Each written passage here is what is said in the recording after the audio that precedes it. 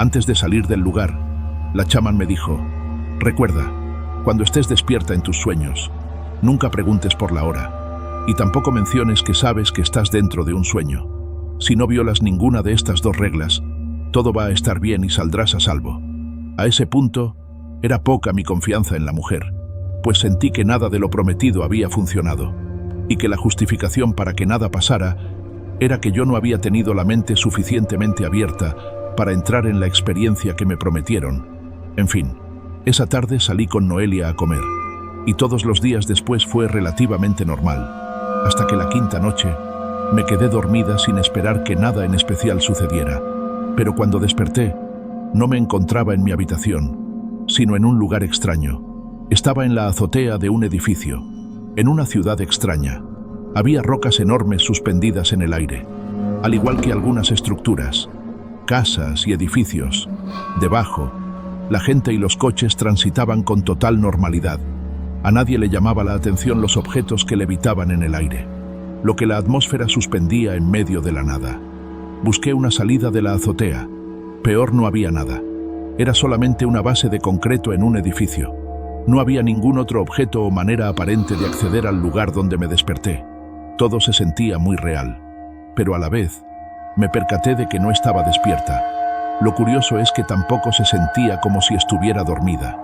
Cerré los ojos y noté que mi cuerpo empezó a hacerse más ligero. Pronto, mis pies no estaban tocando el suelo. Cuando me di cuenta de esto, volví a pisar el concreto de la azotea. Era divertido ir descubriendo lo que podía o no podía hacer. Era como empezar a andar en bicicleta y darte cuenta de las posibilidades que te rodean al aprender una nueva habilidad. Todo era estimulante y libre, pero había una sensación extraña en el aire, no sospechosa ni incómoda, sino inusual para mí por naturaleza. Pronto aprendí a mantener mi cuerpo levitando. Al igual que las rocas y las construcciones que se veían a la lejanía, bajé de la azotea despacio, como un globo de helio que se va quedando sin el gas que lo mantiene en las alturas. Y cuando llegué a la calle, la gente simplemente me ignoraba.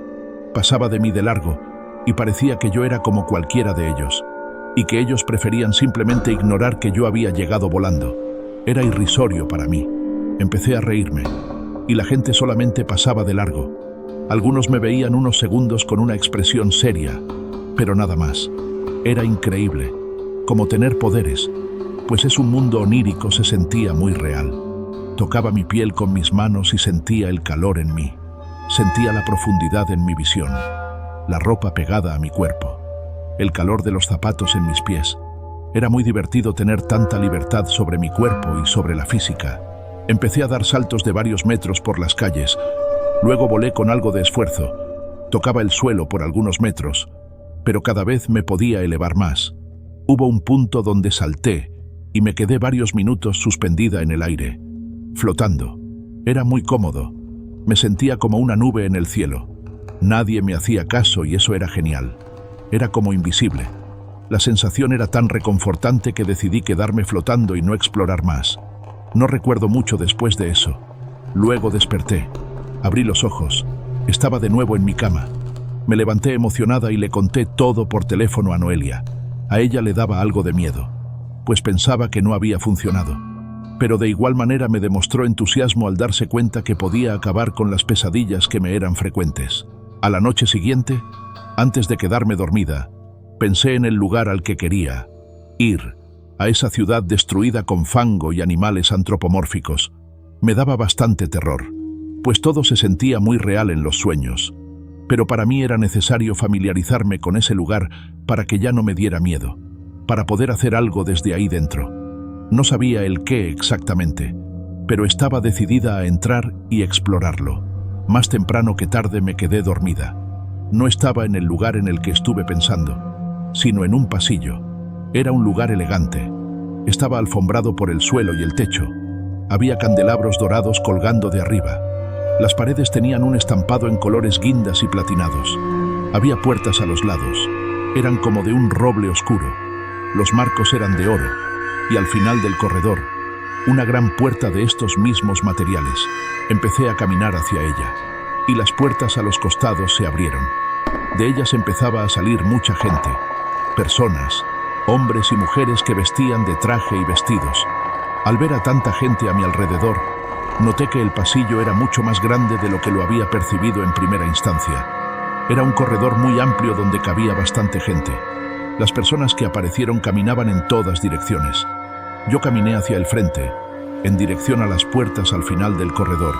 Este sueño se sentía muy diferente al anterior. Aquí no era tan libre. No había esa sensación de tener poderes. Sin embargo, todo se sentía aún más en mi cuerpo. Mis pies dolían del cansancio. No me di cuenta, pero había caminado ya durante mucho tiempo. Aún así, la puerta a unos metros frente a mí no parecía estar más cerca. Caminaba sin llegar a ningún lado. Empecé a correr, pero aún a este paso apresurado. No me acercaba a ningún lugar. Incluso la puerta a la que intentaba llegar parecía más distante. Empecé a sentir una desesperación horrible. Tuve la sensación de que llevaba mucho tiempo ahí. No sabía si habían pasado minutos u horas, pero seguía teniendo en claro que estaba dentro de un sueño. La gente empezó a desaparecer. No sé a dónde habían ido, pero de cientos de personas. Ahora solo quedaban decenas, y el pasillo se estaba haciendo más pequeño.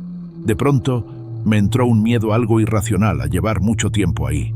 Pensé que posiblemente había caído en una especie de coma, y no podría despertar. Recordaba haber ido a dormir a eso de las 11 de la noche. Sin embargo, empezaba a sentir que ya había pasado días dentro de ese extraño sueño. ¿Qué hora es? ¿Qué hora es? ¿Qué hora es? ¿Qué hora es? ¿Qué hora es? ¿Qué hora es? Se repetía constantemente en mi cabeza. Quería desesperadamente saber cuánto tiempo había pasado dentro de ese pasillo infinito. Y sin darme cuenta, ya estaba repitiendo la pregunta en voz alta. La gente de alrededor se me quedaba viendo con una mirada sumamente extraña, como si hubieran descubierto un oscuro secreto de mí, como si estuviera ocultando mi psicopatía por fin revelada. Me eché a correr mientras todos me observaban. Esta vez sí pude avanzar. La gente de traje empezó a perseguirme, pero llegué a tiempo a la puerta de roble oscuro y marco de oro. La abrí, y después de eso no recuerdo nada más. Desperté exaltada, sudando. Era horrible, como si en realidad viniera de ese lugar. Solamente había dormido hora y media, y el sueño se sintió eterno. Era de madrugada, por lo que no le hablé a Noelia para contarle, sino hasta la mañana siguiente. Esa noche no pude dormir más por miedo a entrar en otra pesadilla que se sintiera demasiado larga. No quería volver a ese extraño mundo. Me daba temor percibir días enteros transcurrir en solo unos cuantos minutos. Empezó a darme ansiedad entrar en coma, dormir durante meses sin poder despertar. Lo peor es que dormir es inevitable, y tarde o temprano me enfrentaría de nuevo a esas extrañas pesadillas. En la mañana le conté todo a Noelia, y por la tarde fuimos a ver a Thelma. La mujer me dijo que tenía que mantener la calma en las pesadillas, aunque fueran demasiado vívidas, que no debí pensar en la hora, que el tiempo ahí es relativo, o más bien es un contrato que no existe, pues la dimensión de los sueños, a la que se accede en la fase REM, es totalmente ajena a lo que conocemos cuando estamos despiertos. La santera hizo otro ritual conmigo, el cual anularía los sueños lúcidos y me devolvería a los sueños normales. Pero había algo inevitable, una pesadilla más. Me dijo que tenía que acabar de raíz con el problema de las pesadillas frecuentes y que, de otra manera, no podría dormir tranquila de nuevo. Sin más remedio que aceptar, nos fuimos acabado el ritual y la tarde empezaba a morir. Noelia se quedó conmigo, vigilaba mi sueño y le pedí que me despertara si llegaba a dormir demasiado, aunque eso resultara en una contraindicación a lo dicho por la santera, quien afirmaba que el sueño durante una pesadilla no debe de ser interrumpido. Me costó más tiempo de lo normal, pero logré quedarme dormida. Desperté en el sueño de la fase REM, acostada sobre el suelo de una calle llena de fango. Era de noche, y los edificios alrededor estaban en ruinas. Era un escenario postapocalíptico, y supe que ese era el lugar de mis pesadillas frecuentes. Empecé a caminar por las desoladas calles, y muy pronto di con un corral, donde se encontraban hombres cerdo, los cuales estaban agachados comiendo algo. No quería acercarme demasiado, pero había una luz encendida que venía desde dentro de un edificio que no estaba tan destruido como los demás, y pronto supe que tenía que entrar a ese lugar. Pasé enseguida del corral. Los hombres cerdo no me hicieron caso. Lo peor es que me di cuenta de lo que comían. Eran partes cercenadas de personas, cadáveres, brazos, piernas, cabezas humanas. Era asqueroso y horripilante a la vez. Dentro del edificio, seguí un sendero de velas encendidas. Me di cuenta que estaba en el pasillo del sueño anterior, pero esta vez estaba en ruinas.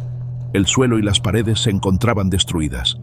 Parecía que hubieran pasado siglos desde que estuve ahí, o quizás simplemente era un lugar idéntico, pero este se encontraba muy descuidado. Había una vela apagada, pegada con cinta adhesiva a una de las puertas del pasillo. La abrí y llegué a un lugar totalmente diferente. Una carnicería. Esta tienda estaba relativamente limpia. Había un olor a humedad, pero aparentemente no era un lugar abandonado. Caminé hacia el lugar donde se corta la carne y encontré la figura que me perseguía constantemente. Ese hombre gordo, con cabeza de cordero, el cual intentaba alcanzarme en mis pesadillas. La criatura estaba cortando carne en una mesa metálica. En un rincón del lugar había una pequeña pila de ropa interior femenina. Había mucha sangre en el suelo, y el machete del carnicero estaba totalmente empapado en sangre. Giró su cabeza de animal y me vio. En este movimiento, me dejó ver lo que cortaba encima de la mesa de metal cromado. Eran pequeños cuerpos de niñas, los cuales no pasaban de los 7 u 8 años de edad. Era horrible. Veía cabellos, dientes, dedos. Me entraron muchas ganas de vomitar y empecé a correr en la misma dirección en la que llegué. Pero el camino había cambiado por completo. Estaba en una especie de laberinto que cambiaba de forma constante. El suelo y las paredes eran de azulejos sucios, como los de un baño. Corría desesperadamente y empezaba a dejar atrás al hombre con cabeza de cordero. Pero empecé a marearme. Mi vista se nubló. Mis pasos se hicieron muy lentos y pesados, y sin darme cuenta caí al suelo. Cuando desperté, estaba en una cocina muy sucia. Frente a mí, el hombre de cabeza de animal hacía cosas, rebanaba carne, cortaba brazos y piernas de cuerpos inertes. Yo estaba atada por correas de cuero a la pared. Me aterraba ver todo lo que ese hombre hacía. Me daba mucha repulsión verlo frente a mí y presenciar cómo su machete cortaba la carne de personas muertas. El sonido de los huesos, cartílagos y ligamentos cortándose era lo peor. Me taladraba en la cabeza y no podía taparme los oídos. Pasó tiempo, mucho. En realidad no sé cuánto, pero mi cuerpo empezó a cambiar. Creo que pasaron más de 30 años y cada día se sentía como en la vida real. Esas 3 décadas estuve atada a la pared por las correas de cuero. No comía ni bebía, no dormía ni descansaba. Solamente veía al hombre cortando cuerpos. Lo mismo durante años, durante toda una vida. Un día, estaba llorando.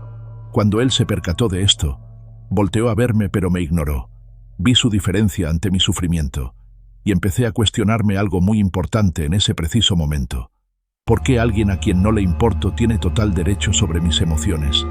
¿En qué momento le di ese poder a este hombre extraño? Después de que se encendiera ese pensamiento dentro de mi cabeza, el hombre cordero parecía estar asustado.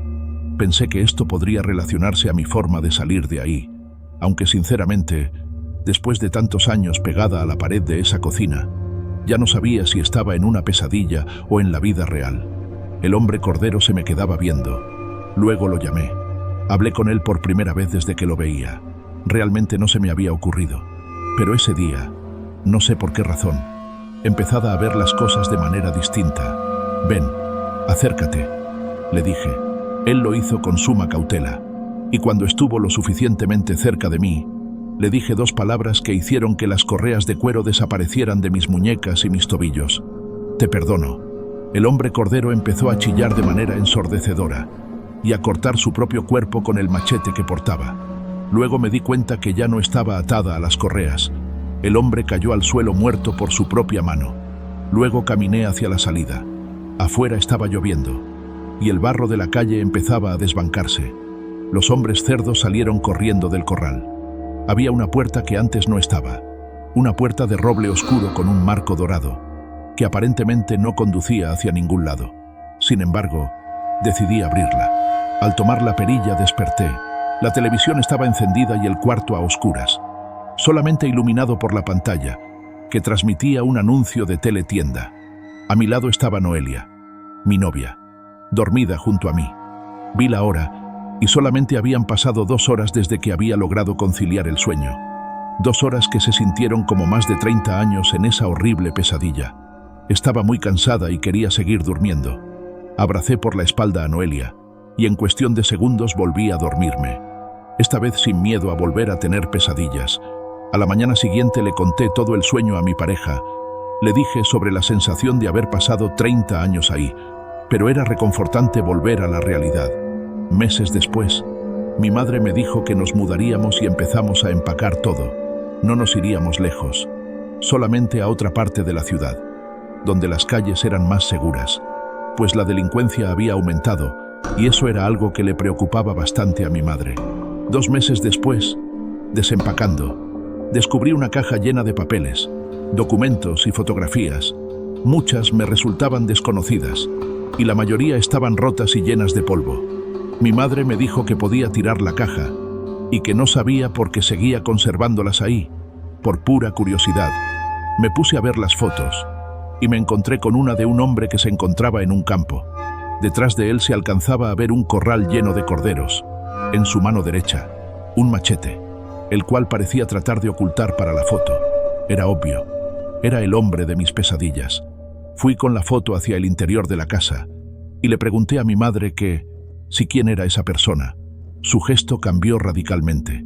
Hubo una sorpresa extraña en su cara y me dijo que si no recordaba quién era él. Yo respondí que no. Ella me miró a los ojos y me dijo que él era mi padre.